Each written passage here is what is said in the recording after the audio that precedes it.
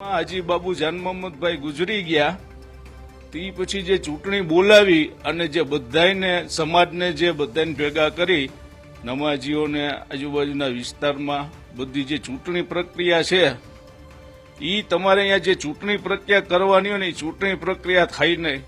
ગુજરી ગયા એટલે એના ભાઈ એના સન સીધા આવી અને એના પપ્પાની જે ગાદી હતી સંભાળી લીધી. એટલે અમે ટ્રસ્ટી દર્જકભાઈ તમે કેવી રીતે, તમે ટ્રસ્ટી નથી, અમારા ક્યાંય સભ્ય નથી.